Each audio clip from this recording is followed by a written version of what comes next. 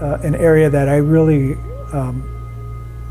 am interested in, and I've been studying it for quite a few years, and that is the area of neuroscience in relation to the EEG and how you can map out these brain waves, and how interesting and useful this information is for a meditator.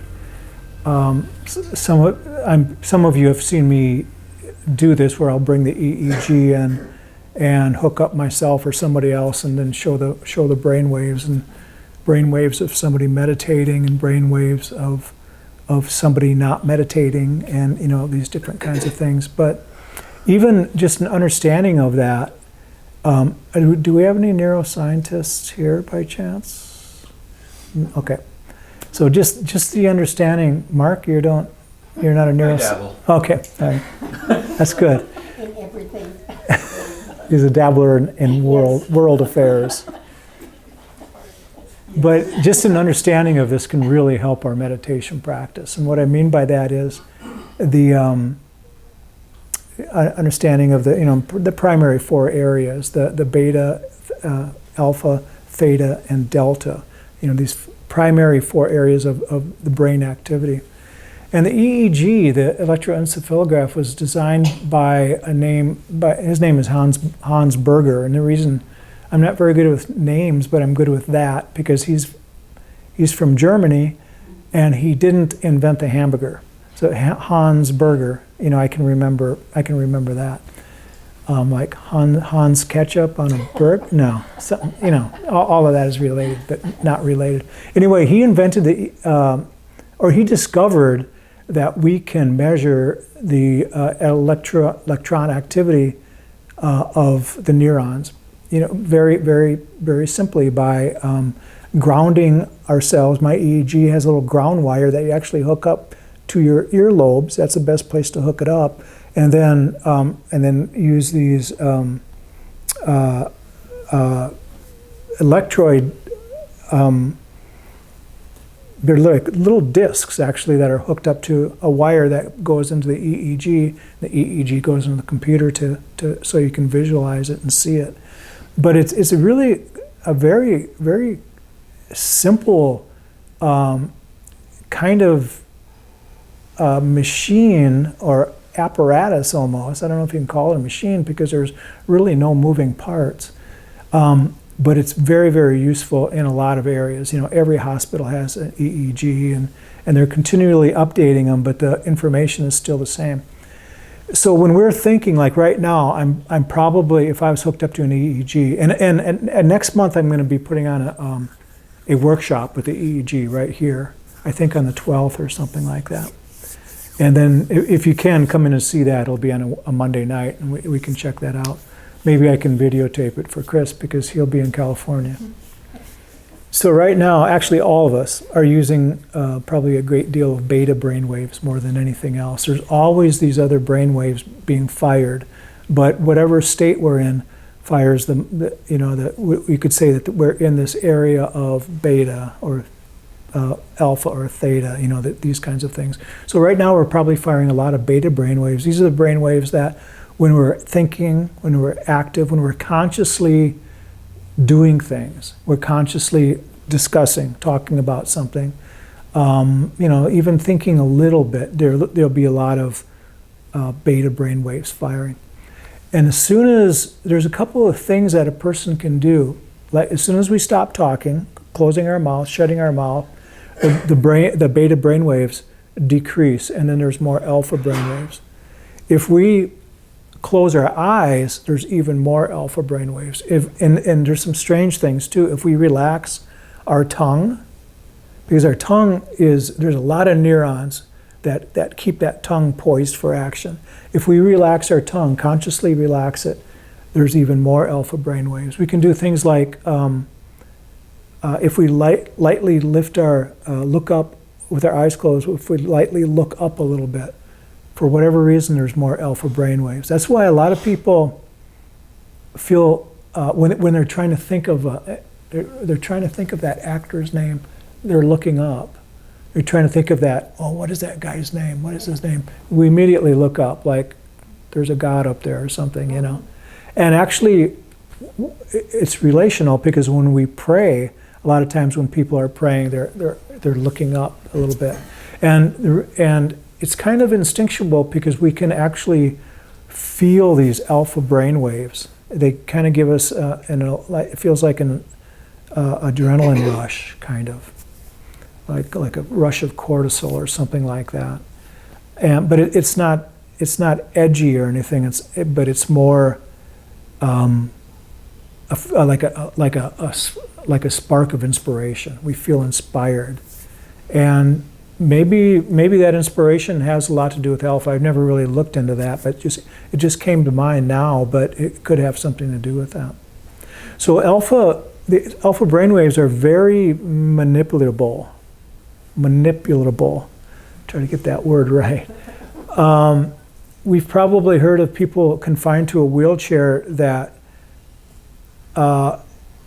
we found ways to hook up electrodes to their brains so that they can hook or they can turn on lights and things like that. They're paralyzed, and then they can turn on lights with their mind by thinking of them, and that's because of EEG. They're placing themselves in this alpha. They're firing these alpha brainwaves, and so it can be done because we're consciously moving from beta to alpha. So when we go into meditation, and if I hooked everybody up and I said, okay, we're gonna meditate now. If I would ring the bell 3 times and ask everybody to close their eyes and bring your attention to the breath, I could almost guarantee that there would be alpha brain waves. And the reason I do this is because the chart that I like to use is the left hemisphere and the right hemisphere of the brain. And the alpha brain waves, they spike like this. And they come out of these, these 2 different size of these hemispheres of the brain. And after we do that, I would say, bring your attention to the breath and focus on the breath where the air touches the body. So we're focusing on that spot, and we're becoming very, very present. Very, very much in the now, and these alpha brain waves will come out. But I can almost guarantee that for a lot of us, if we would just rest at that, these alpha brain waves would come in like this, and then there'd be more beta, because that's exactly what our brains do for the most part. Not a lot sometimes, but they usually do. When we first initially sit in meditation, we go, okay, this is great. Yeah, that's it. But how long does it stay like that? It doesn't always work that way. So we notice that the mind has kind of drifted off, and then we can bring it back, and then there'll be more alpha again. We bring it back, more alpha. And we do that again and again, and more alpha. And so for that reason, we could say that alpha brainwaves are very, very manipulatable. We can consciously bring our attention to a place and have the alpha brainwaves come out. Now, when we start doing that, when we're consistent in our meditation practice and do that on a consistent basis, the alpha brainwaves will stay. There'll be more of them, and they'll stay kind of peaked or kind of spiked. And so we can see that there's a lot less, cognitive. There's a lot less thinking going on. That we're not doing so much with the mind. We're actually settling in, and it'll show on the chart. Now, the area of theta is interesting because these are not the conscious brain waves. Because the first thing a person does is they think, I can go from beta to alpha, and I'm really getting good at that. Now let's work on theta. Theta brain waves are like, we could almost say, true meditation, because they have nothing to do with the conscious mind. And they have more to do with when with everybody, what happens when we fall asleep, for example, there's that point where we are on the razor's edge between consciousness and unconsciousness, right before we fall asleep. Or sometimes it can even happen when we're just tired, like even when we're driving, you know, then that's really scary when we realize how tired we are. It's like, whoa, you know, like I could fall asleep at any minute now, and that's scary enough to keep us awake until we get home, you know, usually. But that is the theta brainwaves that they would be firing, because they're very, very, we could say, subconscious brainwaves. And when we go into deep concentration, not the mind saying, I'm going to meditate, not the mind saying, I'm going to go into concentration, or not the mind saying, this feels really good, I like this meditation, or the mind saying, I'm going to do this tomorrow, this is nice. It's none of that. It's the mind almost shutting off in a conscious way. There's still energy happening, but the subconscious is in charge. So we aren't sitting here, like I mentioned last week, we have pretty much divorced the body. So we go from somebody to nobody. We aren't thinking about our relationships or the people in the room. There's no one, you know, to be concerned about. There's no thing. We're not worried about our cell phone, or our cars, or a meditation cushion, or the computer, or the bell, or anything. There's no thing, from something to no thing. And there's just there's an absence of the material world. So we go from a material world to an immaterial world, and that is indicative of the subconscious only. The subconscious is in charge of that. Now the brainwaves lower than that, I mean, if there was not energy involved in that alpha state, we would go down to delta, which is sleep. And the deeper delta areas are the deep sleep, where all the healing takes place. So it's very, very valuable. And in some cases, when we meditate, there are more delta brain waves, but most of it is seen in the alpha and the theta, in the theta areas. Now, if we would meditate for a long time, this can all be recorded, and you can look at a chart and, you know, see you know, the good points when everything is working out for you. In fact, I used to do that. I would set up sessions with people, and we would try different types of meditation to find out which one was working best for them. But it was, and for the most part, what worked best for people was to just be completely quiet, usually a dark room, and just focusing on the breath. And that person not worrying about me or the machines while they were doing it. And that was usually the best circumstance for almost everybody. And for some people, they needed some coaxing, like a guided meditation or something like that. But for the most part, it was just silence. So it's very interesting. And when all that consciousness is shut down, and we go from that energy that's still a part of, you know, being a meditator, although it's subconscious, and then it is the beta brain waves. And like I said, that's very important, because that is the healing. That is the healing that we do. We lay in bed and the body is just healing away, and that's completely subconscious, or what we could say unconscious activity. We are not in charge. There is absolutely no body. There's no thing. It's a completely different world than this material world. So in meditation, we are still heading towards that immaterialism, and it shows up scientifically, you know, on these brainwave graphs. The more that we, basically, I say this again and again and again, but the more we let go, the deeper we go. And the more healing that we do physically and mentally, the deeper that we can go into this consciousness. So right now my brain waves are sparkling, they're firing away. I'll close my eyes and they'll settle into that area of alpha. And if I bring my attention to my breath, imagine myself, one of the things that I've done with the EEG is imagine myself in front of a a still forest pond, and I'm looking in the pond and I can see the reflection of the trees up above, and there's no turbulence in the water at all. It's just like a mirror. And I know from experience that that brings me into that really calm place, and it shows up on the alpha brainwaves. But there's still some like cognition happening there. It's not like I'm trying to do it, it's just happening. And then when that leaves, then we start getting into theta. In other words, deeper states of concentration. And then from there, just try to hang on to that energy, keep that energy there, but just go, always ask yourself, is there something more I can let go of? Is there more than I can let go of?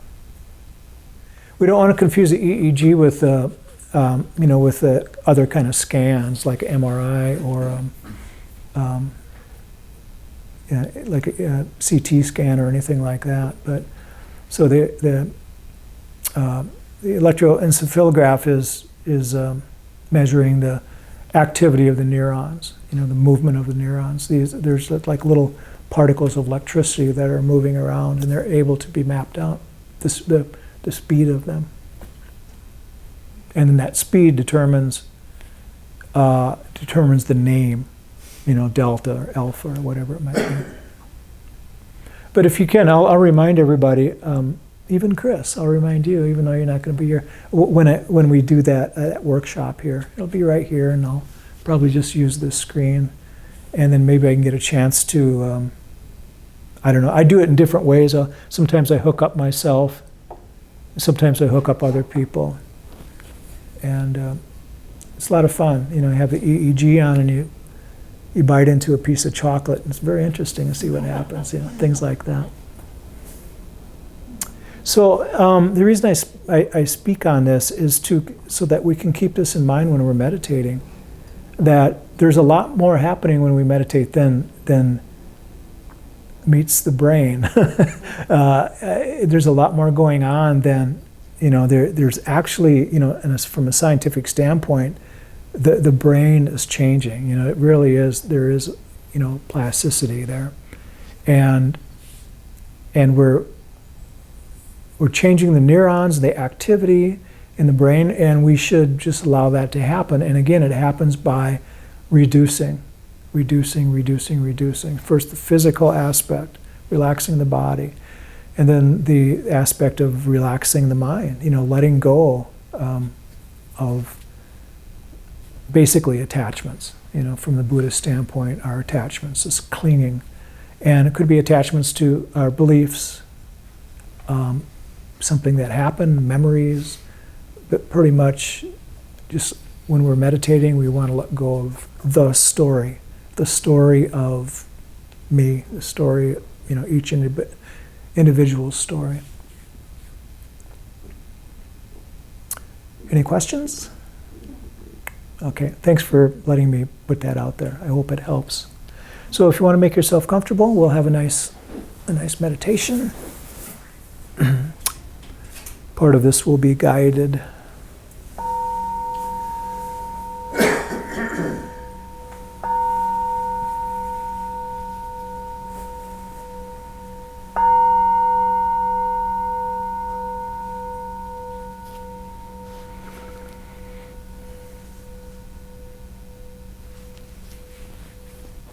Thank all of you for being here.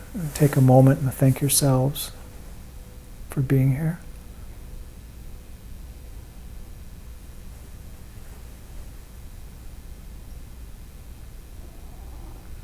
We can bring our attention to the body.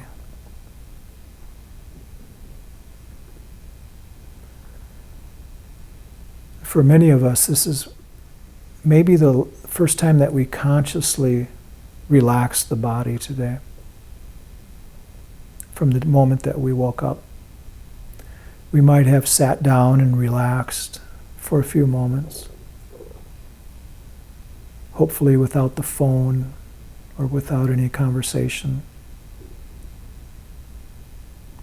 But did we actually give ourselves permission to really relax like 100%?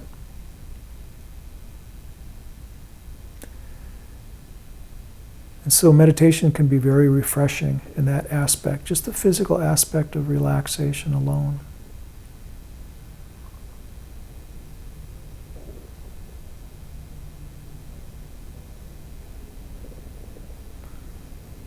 So we can feel the body relaxing.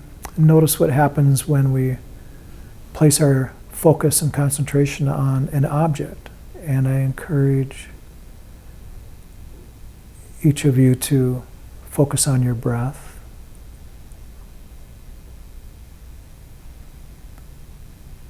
Find that spot where the movement of the air connects with the body.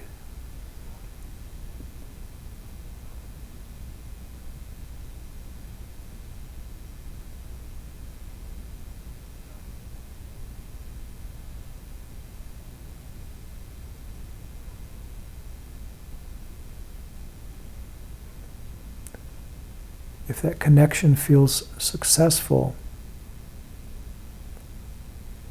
I can almost guarantee that there's alpha brainwaves being produced.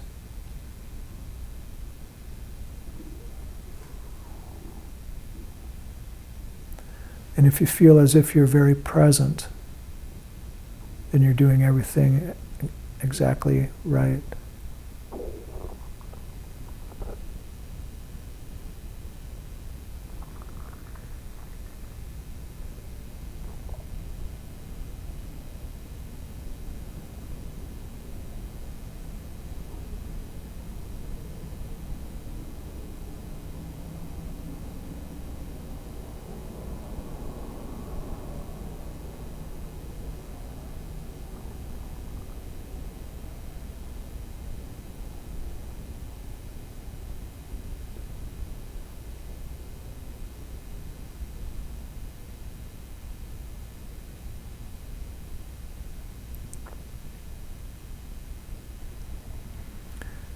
So it really is, in most cases, the power of concentration that allows us to become present.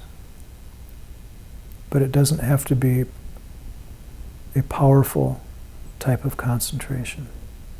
Just very light. Just enough to keep the mind preoccupied so that the thinking process slows down. We're not trying to stop it. We're not really trying to do anything.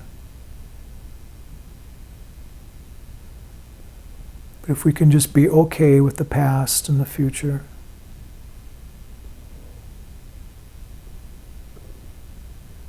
realize that this presence is the only thing that we have, the only thing that we ever will have.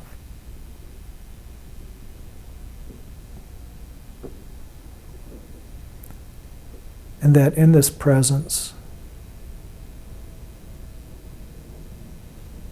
everything is fine.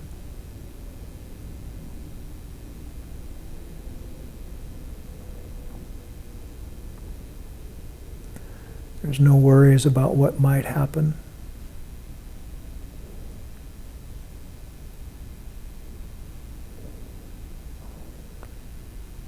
And there doesn't have to be any concerns about things that did happen, experiences and events.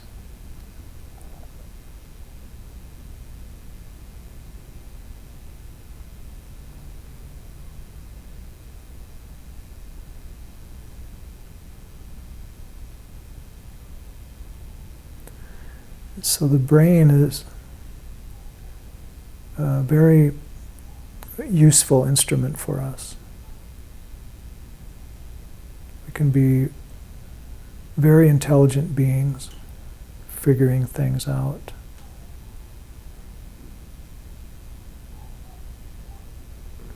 It keeps us out of trouble, but it can also get us in trouble, especially when we have trouble turning it off or turning it down.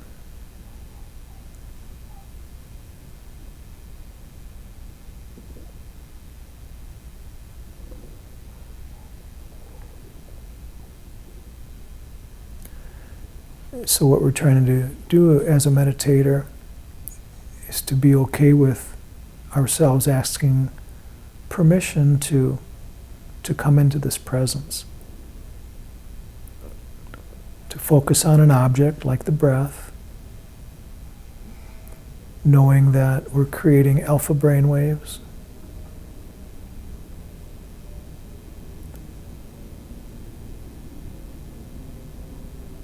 And the more concentrated we become, the deeper that we can go. And the more healing of mind and body happens. And if there's no healing that needs to be done, we find that there's more insight and more understanding and through the investigation of who we are, understanding our true nature.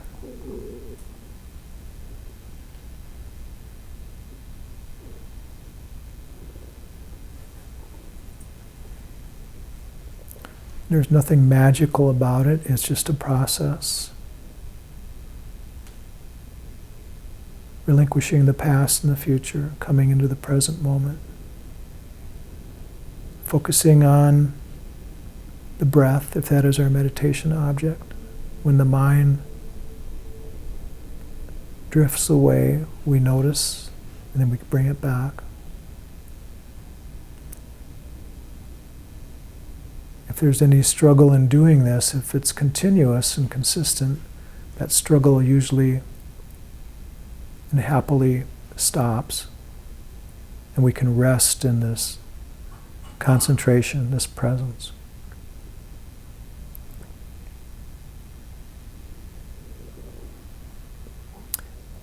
And in doing so, we explore different areas of mind, particularly the subconscious.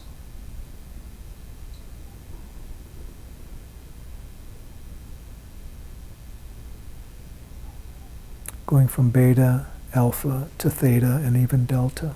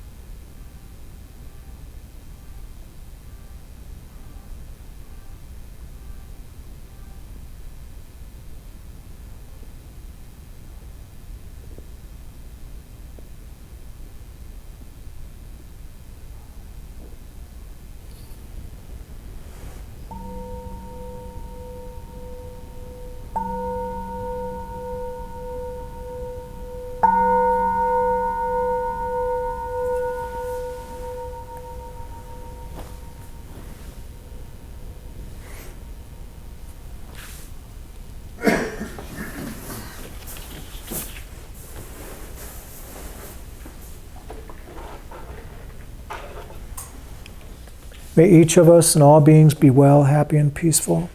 May no harm come to us. May no difficulties come to us. May we all meet with spiritual and worldly success. May we have the patience, the courage, and the understanding to meet and overcome any problems or difficulties that we might face in life. So we had I guess about 35 minutes worth of meditation there. It's a lot for some people, it's not enough for others, and hopefully it's just right for a few of us. So, are there anybody that is new here that has never been in this room before? Everybody's been here before? Okay. So we set aside a little bit of time at the end just to see what comes up. Nothing is really necessarily planned or anything, and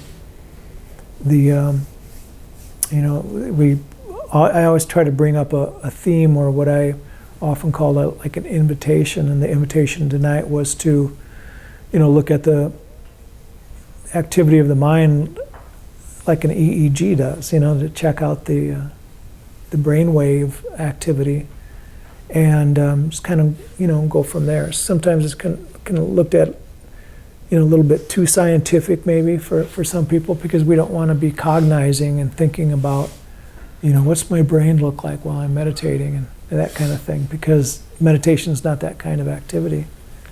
We want to actually, reduce any of the thinking and that type of thing. And for a lot of people, that's the hardest thing to do, because there's a natural, kind of a natural instinct that we have as humans we set aside this time, and we have this space, and we have a tendency to want to use it for thinking through our problems and working things out. And I think we get conned into that by our own minds. I think it's a habit that we create when we're really young, and when we have free time. I was at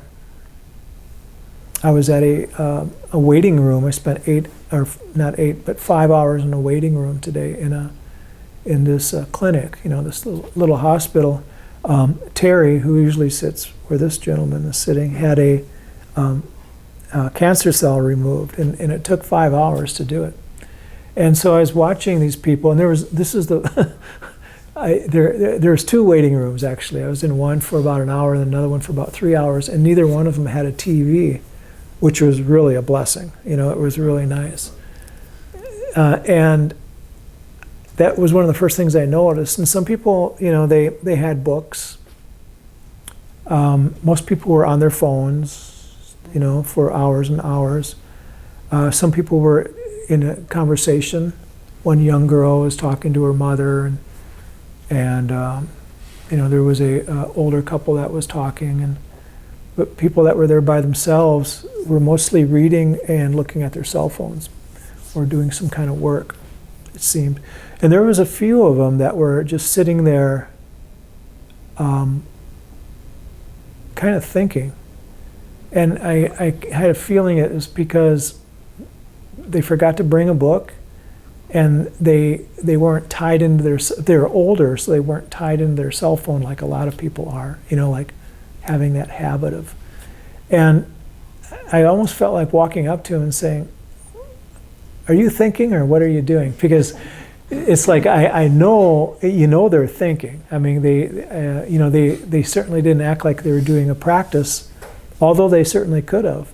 But their eyes were open, and they were, watching the movement. Somebody had come in the door, and they'd watch the people come in and kind of follow that, and that would get boring, and then they would look at something else. And for the most part, there was one gentleman that was, there wasn't really much in front of him when there was not a lot of activity, so his eyes were pretty steady. And, it was almost like he could have been meditating with his eyes open, like some traditions do, but I'm almost positive he was trying to figure out some of his situations, or thinking about something that happened, or planning something that would happen in the future. something that we would typically do if we weren't meditators. I think before, and this is true with a lot of people, if you set somebody in a room and say, a room like this or something with nothing, in it, no magazines, no books, no TV, no phone, no nothing, and if you tell them to sit, well, just sit there quietly and I'll be back in half an hour, and you leave, they would be shocked, like, what am I supposed to do? I got 30 minutes to sit here and do nothing? And they would actually be defiant about the whole situation. And, but as meditators, if we consciously had that intention to, hey, this is great, I'm gonna be able to use this time here to meditate, it changes everything,